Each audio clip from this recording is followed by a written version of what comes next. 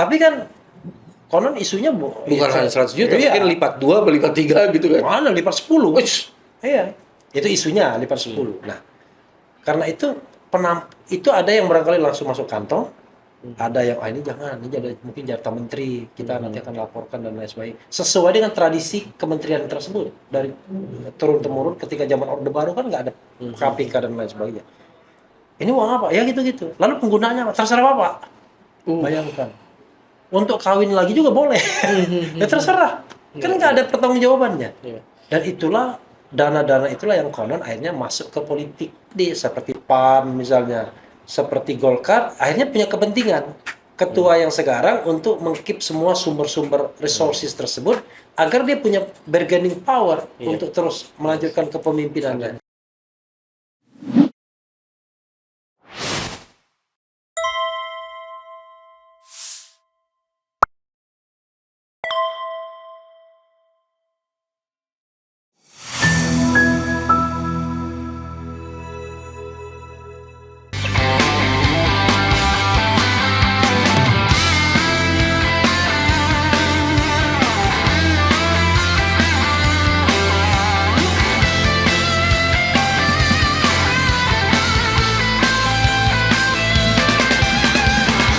ada 2 pimpinan KPK lain ya yang terserempet kasus ini dan sekarang sedang mulai masuk di dalam pusaran labirin kita. Iya. Ternyata ini juga masuk ke partai.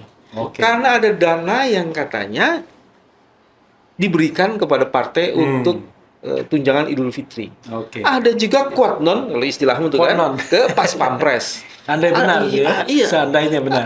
Jadi ini kemana-mana tuh selain dana itu juga masuk kepada lingkungan-lingkungan tertentu di berbagai lini di masyarakat itu. Jadi kalau melihat kasus ini, apa pendapat yang Refli mau lihat? Oke. Ini sobat BW ya? Sobat kewarasan. Sobat kewarasan.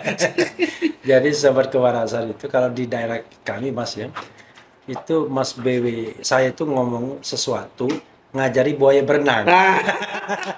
Nggak ada gunanya. Tapi karena ini untuk sobat BB kan, sobat kewarasan, itu kita dedikasikan ke sana. Jadi memang kalau saya lihat aspeknya macam-macam nih Mas ya. Karena saya hukum tata negara, aspek ke partai dulu. Ya, oke. Sayang sekali Indonesia itu tidak mengenal yang namanya hukuman terhadap partai. Selalu diindividualisasi. Jadi orangnya. Dioknumkan. Dulu pernah dicoba yang namanya corporate liability kan, corporate responsibility. Jadi yang bisa dipidanakan itu corporate-nya. Nah, lalu kemudian bagaimana corporate ini kalau dianggap sebagai partai politik juga, ya kan? Gitu. Tapi belum pernah terjadi karena the only penguasa yang bisa mempilotkan, membubarkan partai politik hanyalah pemerintah melalui Jaksa Agung dan itu ke Mahkamah Konstitusi. Sehingga apapun kasus korupsi yang melibatkan partai politik itu selalu dianggap personal responsibility, tidak pernah institusional sifatnya. Padahal dia oknums. Karena banyak nih oknums pakai S. Banyak banget Nah, itu. padahal kalau di Thailand misalnya karena saya pernah memantau pemilu di sana, mereka melihat kalau yang melibatkan inner circle, pengurus inti, maka itu bisa dihukum partainya. Nah, misalnya hukumannya adalah hukuman tidak boleh mengikuti pemilu berikutnya.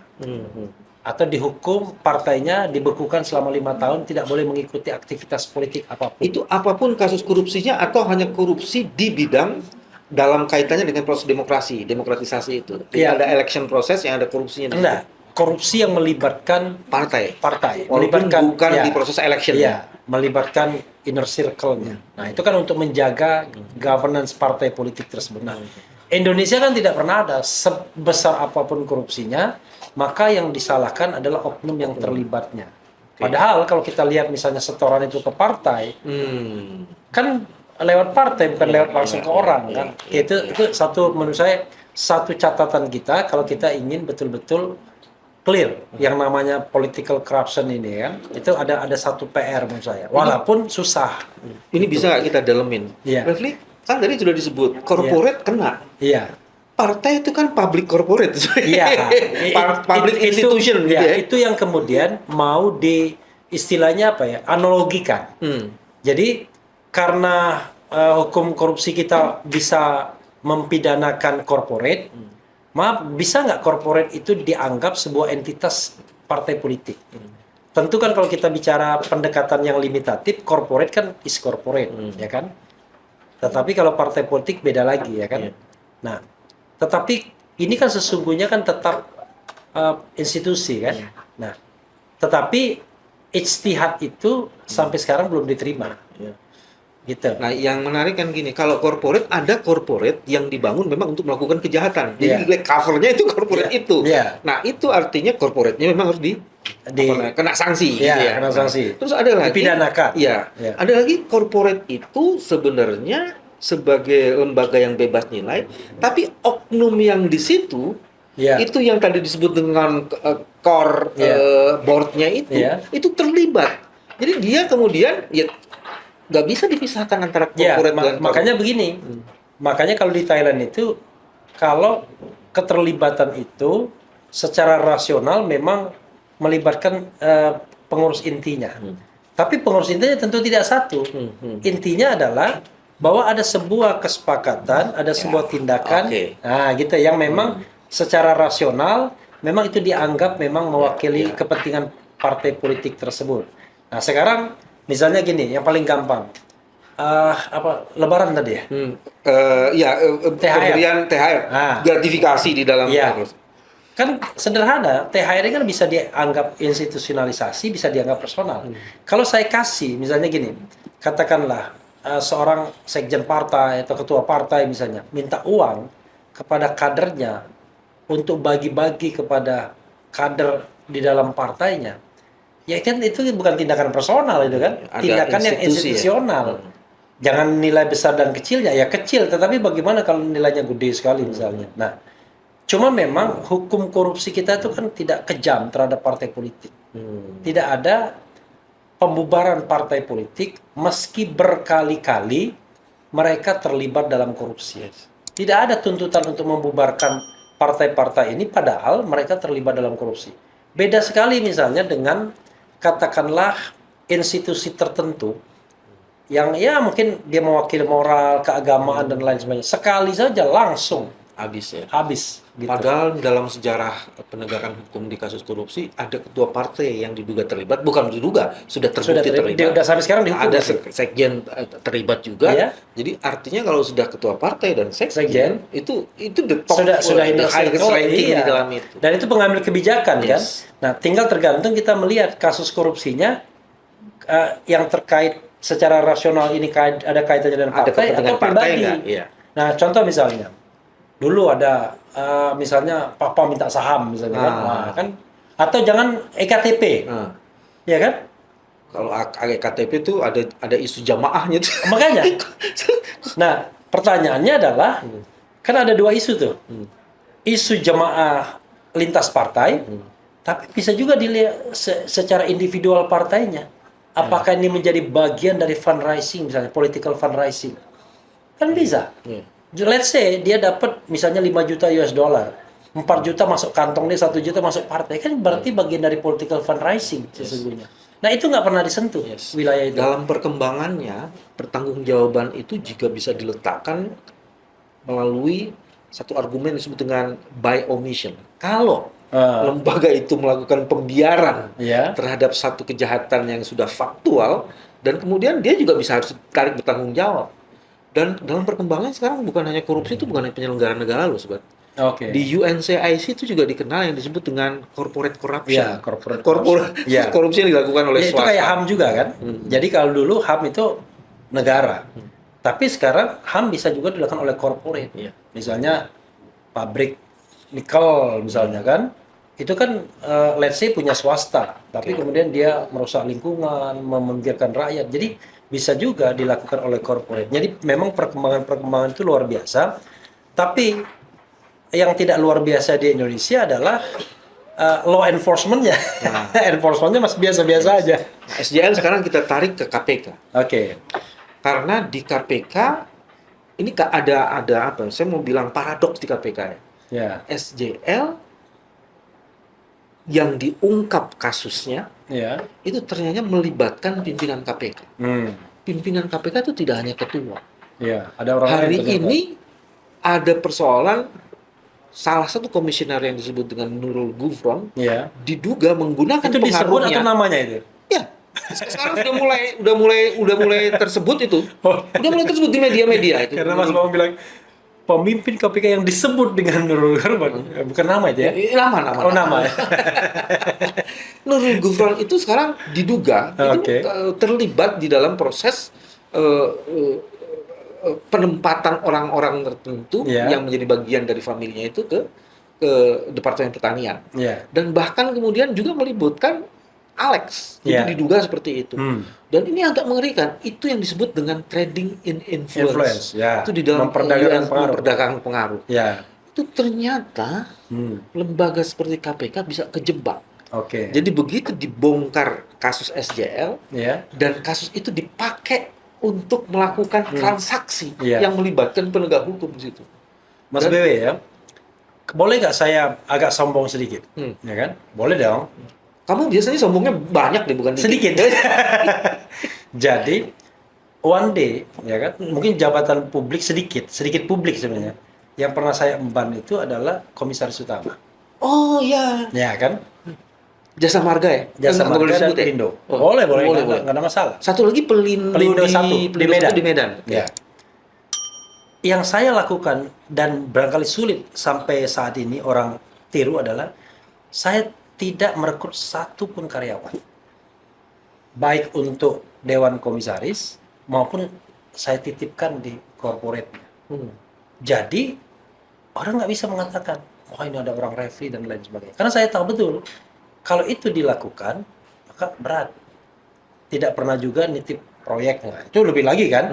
Kalau karyawannya aja Kamu tidak, nggak punya staf ahli yang nempel di kamu dan kemudian Iya. menjadi bagian dari itu? itu namanya komite audit.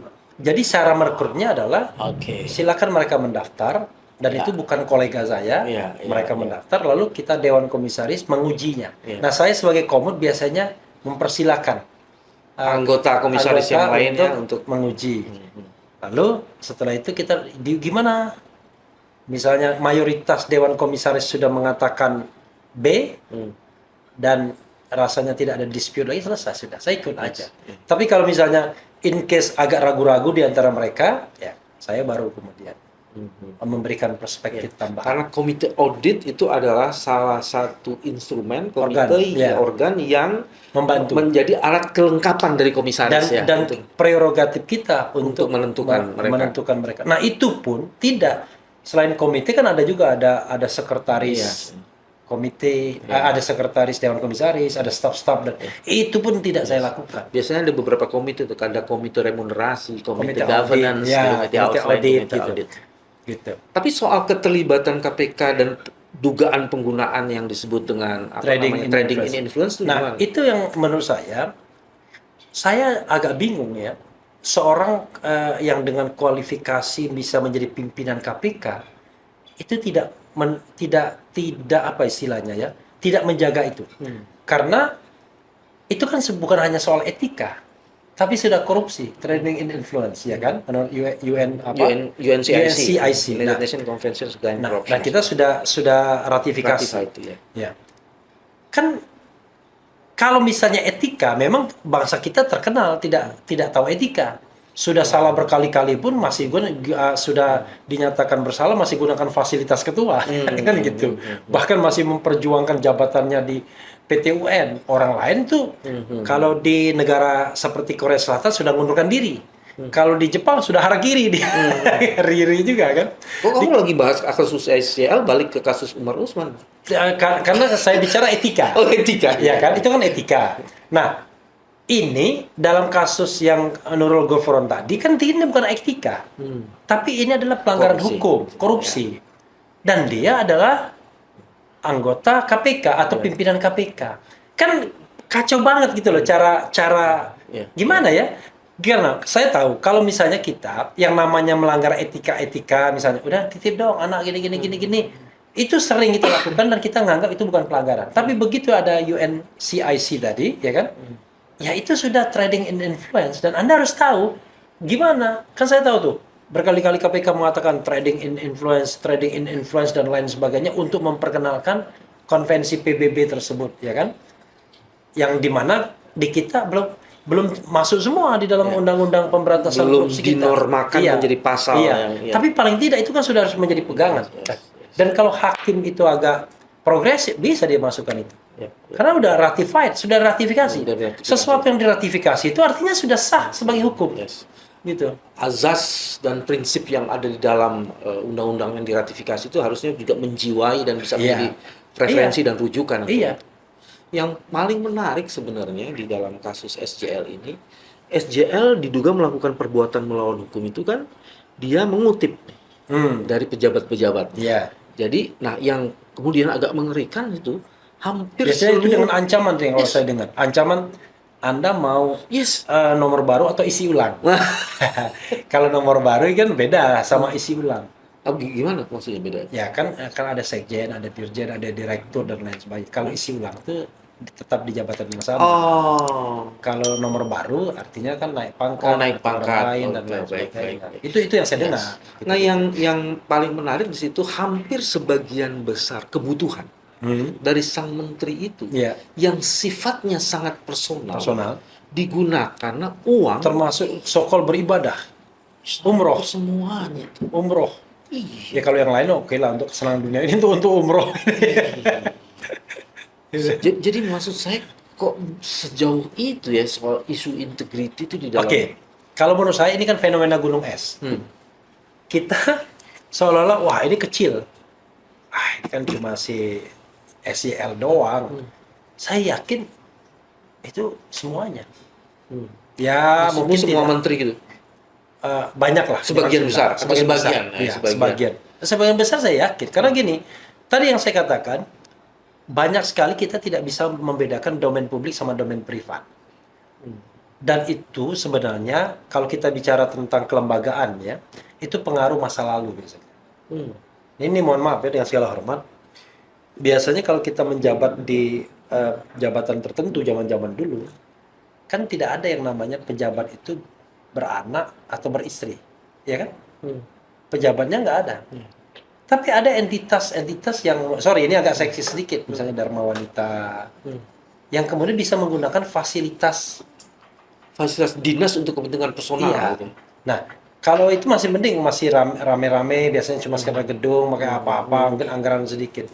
Bagaimana kalau pejabat itu beristri atau beranak? Dipakai untuk istrinya belanja. Iya. Fasilitas-fasilitas itu. Iya. Dulu saya pernah ingat, one day saya diceritain zaman peralihan reformasi. Ada seorang menteri yang idealis, saya tidak sebutkan namanya, menjadi menteri dia. Begitu dia menjadi menteri, pejabat eselon 1-nya menyodorkan rekening. Dulu banyak sekali yang namanya rekening di luar itu kan. Ada istilahnya dulu rekening di luar ini. Uang operasional ya? Iya, tapi intinya rekening liar. Rekening-rekening inilah. Yang tidak terpantau Kementerian Keuangan kan. Waktu itu sekitar 98-99 2000 itu nilainya sampai puluhan miliar atau ratusan miliar. Ditanya, uang apa ini? Ini Pak, ini kutipan selama ini. Jadi ada pos penampungan. Iya, penampungan kutipan-kutipan itu kan setiap kementerian kadang-kadang dia punya kewenangan untuk mengeluarkan surat, mengeluarkan izin dan lain sebagainya kan. Dan itu uang semua. Yang resmi ada, misalnya yang resmi notaris. Pindah ke Jakarta itu bayar PNBP 100 juta. Itu memang resmi. Gila ya, 100 juta. Banyak banget tuh. Iya. Nah, tapi kan konon isunya bukan hanya 100 juta, mungkin lipat 2, lipat 3 gitu kan. Mana lipat 10? Iya. Itu isunya lipat 10. Nah, karena itu itu ada yang barangkali langsung masuk kantong, ada yang ini jangan, ini ada mungkin jatah menteri, kita nanti akan laporkan dan lain sebagainya. Sesuai dengan tradisi kementerian tersebut dari turun temurun ketika zaman Orde Baru kan nggak ada KPK dan lain sebagainya. Ini uang apa? Ya gitu-gitu. Lalu penggunaannya apa? Terserah Bapak. Bayangkan. Untuk kawin lagi juga boleh. Ya terserah. Kan nggak ada pertanggungjawabannya. Iya. Dan itulah dana-dana itulah yang konon akhirnya masuk ke politik. Karena sang menteri ini rupanya masuk Bagian politik. dari orang Ya, politik. salah satunya. Gitu. Nah, yang begini-begini ini menurut saya udah tradisi. Yang kemudian saya sih tidak menyalahkan KPK begini kalau menurut saya. Kalau untuk prevention itu kan harusnya presiden. Kan dia yang memimpin birokrasi tertinggi sebagai prevention. Kan kalau prevention kan dia bisa, tapi kalau law enforcement, penindakan, oke, hanya KPK, kejaksaan sama kepolisian. Nah, dalam kasus SYL ini kan harusnya preventionnya kuat. Dan tidak hanya prevention, selection. Baik selection oleh partainya maupun selection oleh presiden sebagai pejabat kabinet.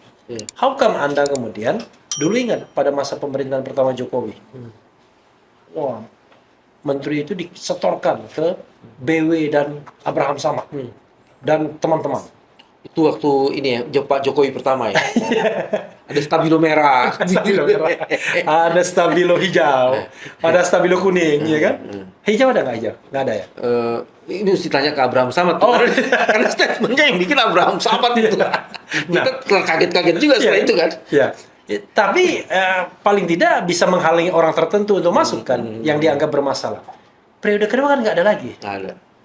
Padahal kalau sekali kita nggak ada. lihat recordnya yang kita diskusikan ini, isu tentang dia kan sudah di daerah tuh banyak sekali. Salah Betul. satunya ini, mohon maaf, kita harus, ini isu ya, sekali lagi sorry, mohon maaf, isu. Misalnya isu katakanlah apa istilahnya ya, Drug. gitu misalnya, ya kan, penyalahgunaan obat misalnya. Kan itu kan sudah isu yang tersebar di mana-mana. Harusnya ada klarifikasi dan Iya. konfirmasi itu maksudnya. Iya, gitu. Nah, kok bisa? Karena orang ini kan bukan genuine dari partai yang sekarang dia tempati. Kita kan Iya. sebelumnya kan partai X, kalau nggak salah Pak Golkar dulu kan, Golkar, ya. gitu. Artinya kan dia pindah itu bukan dalam kondisi kosong, dalam kondisi yang berisi. Atau karena berisinya itu makanya dia ditampung gitu. Nah itu juga membuat partai politik jadi kehilangan elan restoratifnya kan jadinya kan. Kalau begitu dari seluruh percakapan tadi sebenarnya memang dalam negara hukum yang demokratis ini partai tak bisa dinafikan. Dia peran sangat strategis. Sangat strategis. Dan membangun partai yang mempunyai basis integritas itu menjadi sesuatu yang sangat penting. Ya.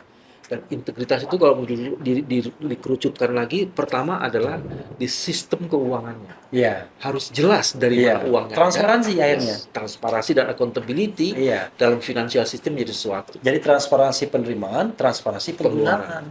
Dan pada kondisi inilah kemudian pentingnya negara memberi Iya. partai dana sehingga Iya. kemudian dia tidak perlu mencari-cari lagi dana. Iya. Itu ada 3 pilihan, Mas, kalau yang begitu memang.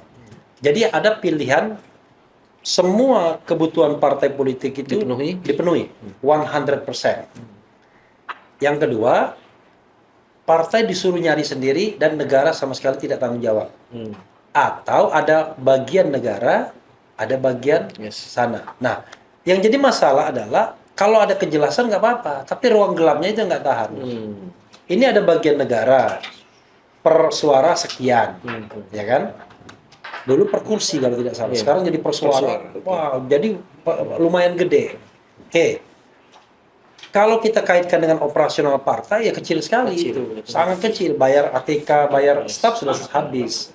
Nah akhirnya kan ada bagian besar yang harus dicari.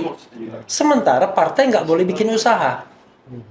Nah, maka kan yang jadi masalah pasti ada sumbangan pihak ketiga, baik perorangan maupun corporate, badan usaha. Untuk perorangan dan badan usaha digedein. Kalau salah badan usahanya sekarang 75 M ya kan, pokoknya digede-gedein.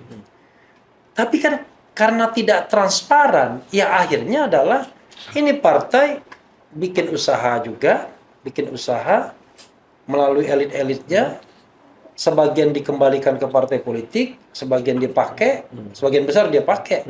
Dan kita gelap. Dari mana sumber keuangan partai tersebut yang bisa membiayai berkali-kali lipat dari sumbangan negara? Nah, selama kita tidak bisa menelusuri dana itu, ya selama juga gelap. Ya. Gitu. Padahal baru pendapatannya ya, belum penggunaannya gitu. Kalau sistem keuangan partai itu tidak bisa dibangun transparansi dan akuntabilitasnya, maka bagaimana mungkin kinerja partai itu bisa dibangun sistem integritasnya kan? Apalagi kan sebenarnya problem kedua ini adalah soal kepentingan kapital yang bisa masuk gara-gara gelap itu, sehingga kemudian mereka menjadi elit partai dan secara diam-diam partai dikuasai oleh kepentingan konglomerasi. Iya, jadi sebenarnya kan kalau kita uang masuk partai itu kan dua, masuk ke partainya atau masuk ke elitnya. Tapi kalau paling gampang, karena di Indonesia ini partai tidak ada yang demokratis, rata-rata sangat ditentukan oleh katakanlah ketua umum dan sekjennya, maka bisa dipastikan kan itu kuncinya. Nah harusnya terhadap ketua umum dan belum sekjen bisa dipastikan apa nih ketua umum belum dilanjutin, bisa dipastikan. Bisa dipastikan uang itu mengalirnya ke sana. Gitu. Iya kan? Kalau misalnya dia baik, maka share buat partainya agak gedean. Tapi kalau dia tidak baik, buat pribadinya gedean. Tapi saya bisa pastikan, sebagian besar itu akan dia keep sendiri. Untuk menjaga loyalitas dan leadership di partai tersebut. Jadi dia nggak mau dong langsung distribusi begitu saja.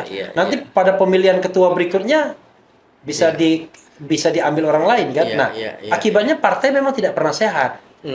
Untuk partai yang punya peluang untuk berkompetisi. Tapi ada partai yang tidak punya peluang untuk berkompetisi kan. Partai yang ya seperti Nasdem, seperti Demokrat misalnya.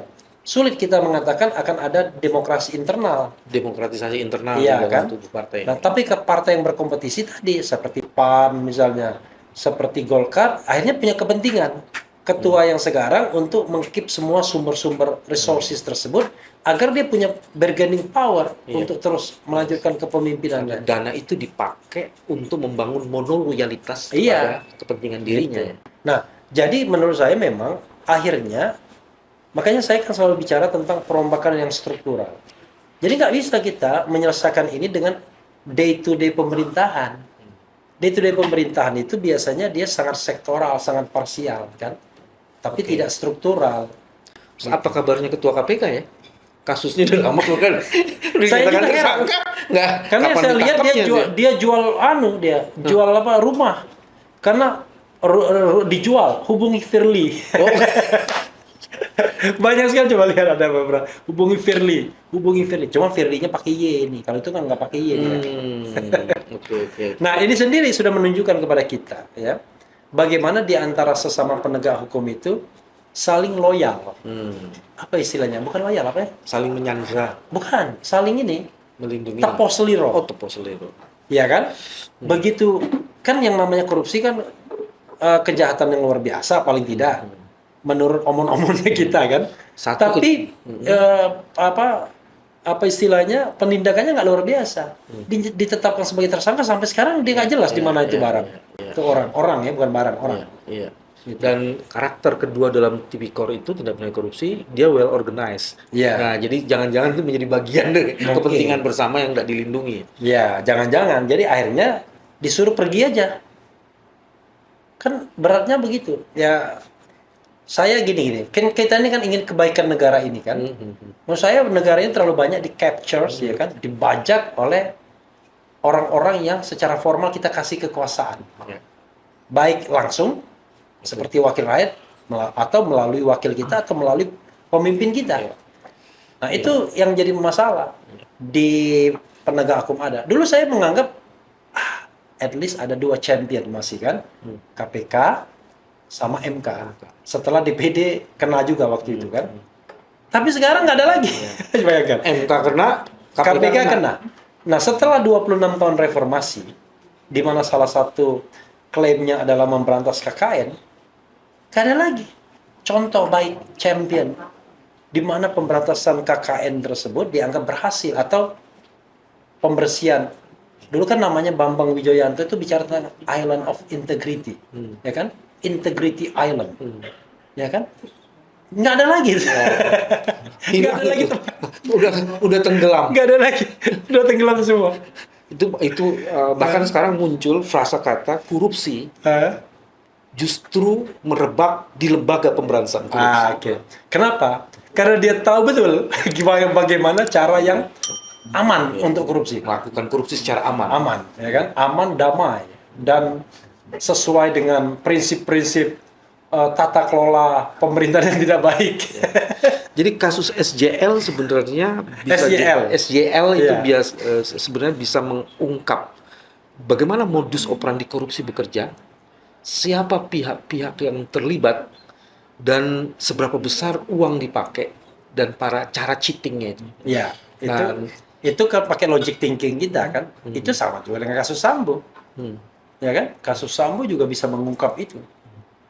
Bukan kasus pembunuhannya, tapi begitu ditemukan uang ratusan miliar, ditemukan yang dititipkan ke ajudan saja jumlahnya bisa ratusan juta, ya kan? Ya. Itu lalu ada yang triliunan dan lain sebagainya. Tapi kan momentum-momentum seperti itu kan tidak pernah dimanfaatkan tadi. Yes. Karena well organized tadi kan. Sehingga ketika kita berharap KPK yang menindak itu, kita ragu sekarang. Berharap penegak hukum lain menindaknya, kita ragu. Akhirnya ini menjadi omon-omon publik aja. Gitu. Kasus SJL harusnya membongkar kewarasan kita bahwa korupsi itu masih ada dan bekerja sangat luar biasa. Oh, bukan masih ada. Bahkan lebih berkembang. Kan indeks persepsi korupsi kita kan jalan di tempat. Ya, jalan di tempat. SBY 10 tahun pemerintahan dia naikkan IPK dari 20 ke 34. 14 poin. 14 poin. Jokowi naikkan dari 34 ke 34.